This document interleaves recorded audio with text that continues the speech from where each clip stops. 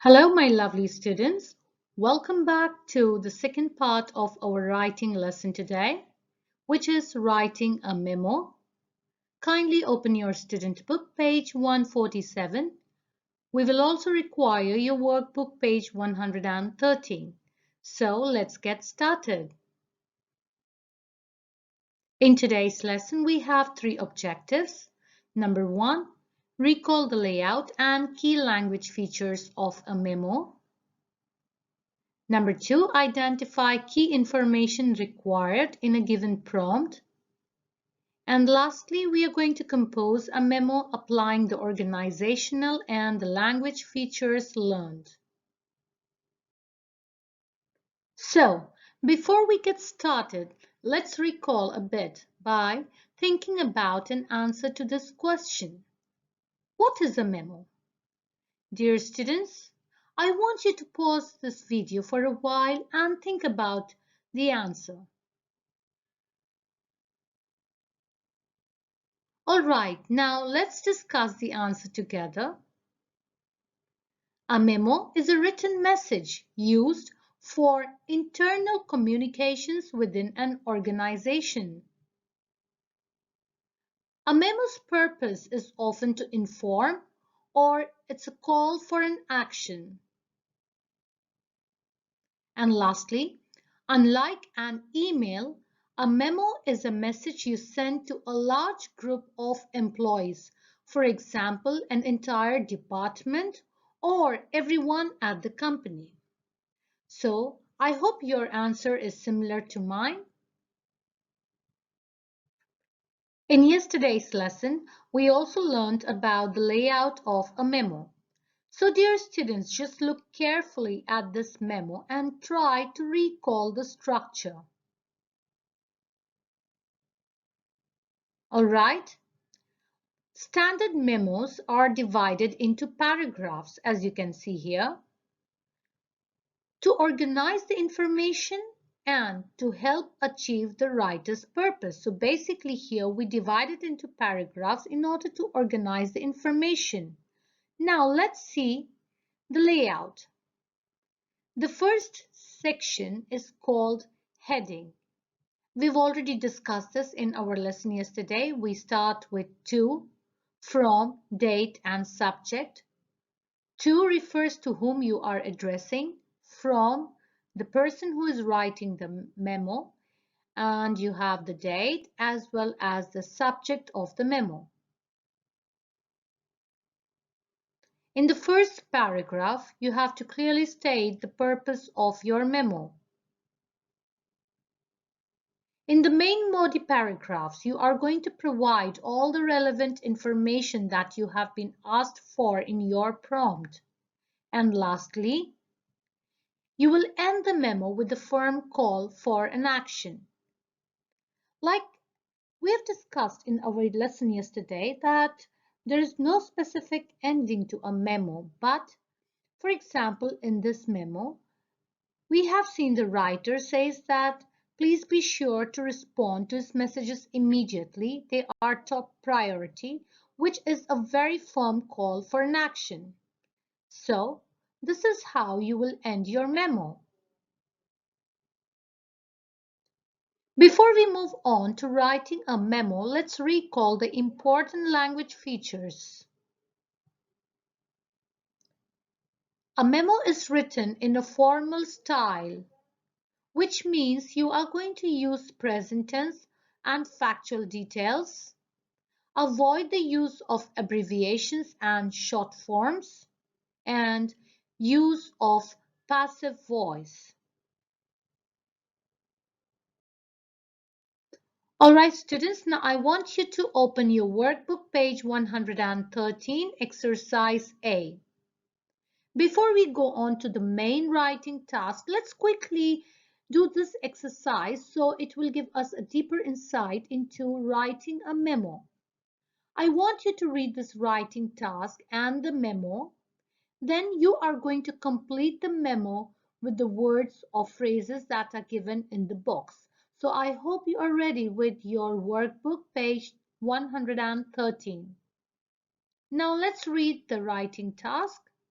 You are the secretary of an IT company.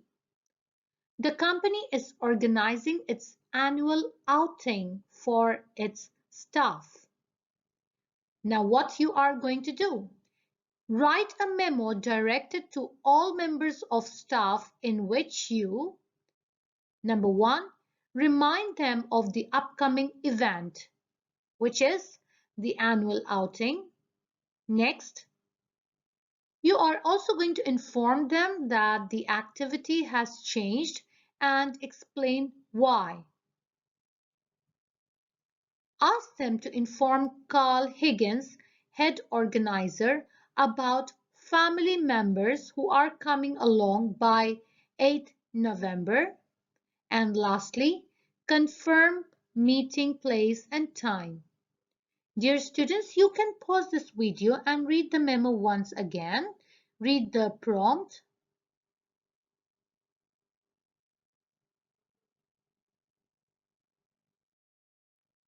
As you can see, you have a memo in front of you.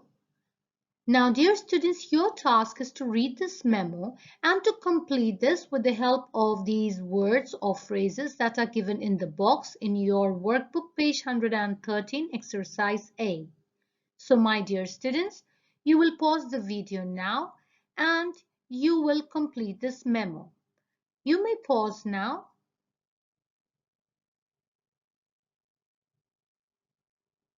All right, dear students, I hope you have completed the task. So let's check your answers together.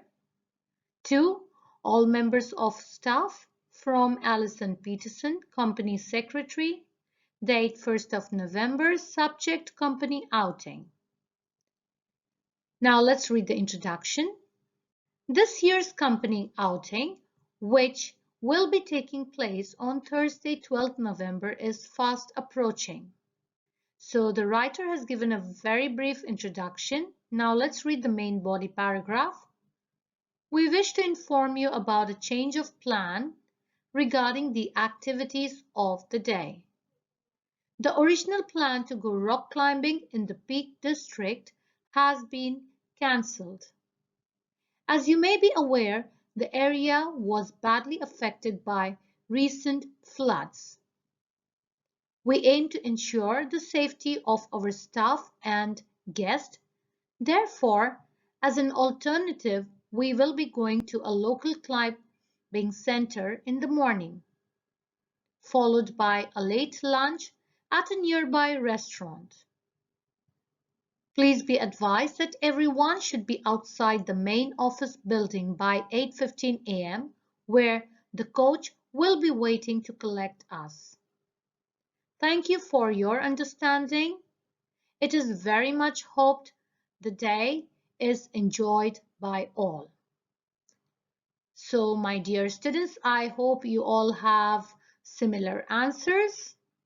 And this is a layout of memo. And as you can see, most of the points that are covered are mentioned in the prompt. All right, so let's get moving. All right, now we are going to move on to the main writing task, which is in your student book, page 147, exercise D. Let's read the prompt together. You are the Special Events Coordinator for EAA, that is Education for All Foundation. What do you mean by the word coordinator? Coordinator is a person whose job is to organize events or activities. So, once again, you are the Special Events Coordinator for EAA. The foundation is holding a gala dinner in support of one of its education programs. So, as you can see, this is the situation in front of you. Now, let's look at the task. What you are going to do. Write a memo directed to members of staff in which you remind them of the upcoming event, which is the gala dinner. Confirm the date and time of the event. Inform them about a change of venue and the reason for this change. Venue is the place where the event is supposed to take place. And lastly, explain that they need to arrive earlier than previously required and why they are expected to do so. All right, my dear students. So I hope you are clear with this writing task. We read the situation and we saw the task. Now, what I want you to do is to open your notebook and start writing the heading as well as the introduction. So you will pause this video and start with the task.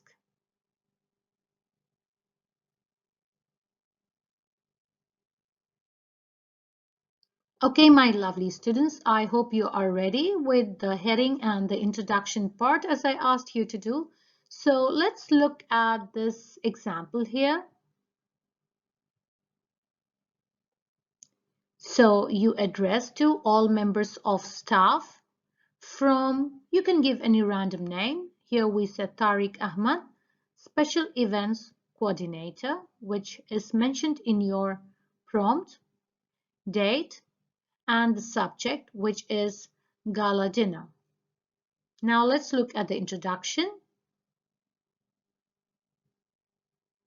We wish to inform you that the gala dinner for EAA Educate a Child will take place as scheduled on Saturday, 20th of November at 7 p.m.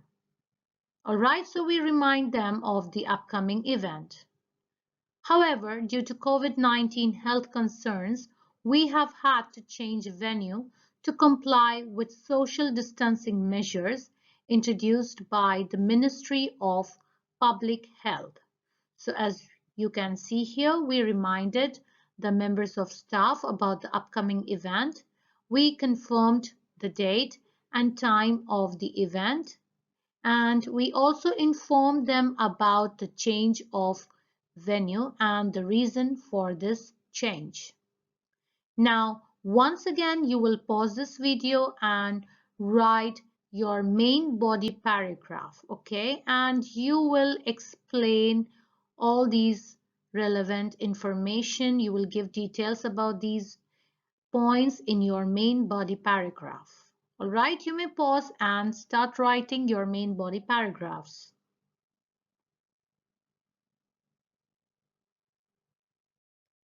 So my dear students, in the previous slide, we saw how to write the heading and we wrote the introduction where we reminded them of the upcoming event.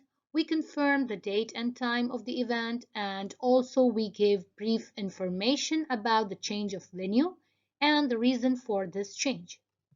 Now we are going to look at the main body paragraph. We are going to add more details about the third point.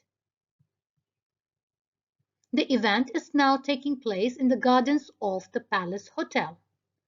This is a more spacious outdoor venue and allows for a seating plan with fewer people at each table. All guests have been informed. So here we gave more information on this point. Now let's look at the last point where we have to explain the need to arrive earlier than previously required and why. We request you arrive at 5 p.m. rather than the agreed 6 p.m. to attend a meeting in the Palace Hotel's Sapphire Conference Room.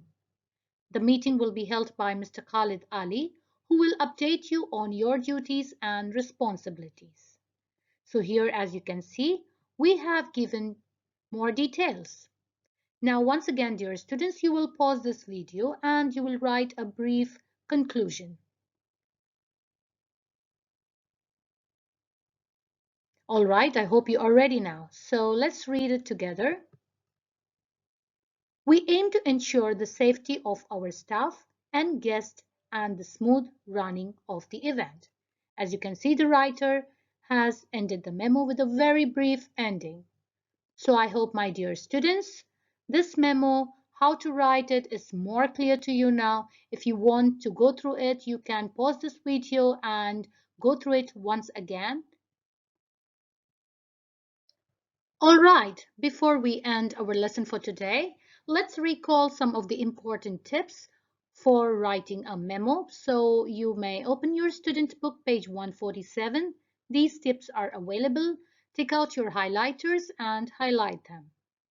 So when writing a memo, remember to identify the writer, the writer's job title, the recipients, the date, and the subject in the heading section. As you know here, recipient refers to the person you are writing to. Be precise and to the point. Avoid the use of descriptive or emotional language. Write in a formal style and avoid the use of abbreviations and short forms. Use structures such as passive voice to focus on action. Provide factual details whenever needed. Also, dear students, when you write a memo, you use certain set of phrases. So I want you to pause this video and read these set of phrases that you use either in the introduction or in the main body paragraph or in the conclusion. So please pause this video once again and read the phrases carefully.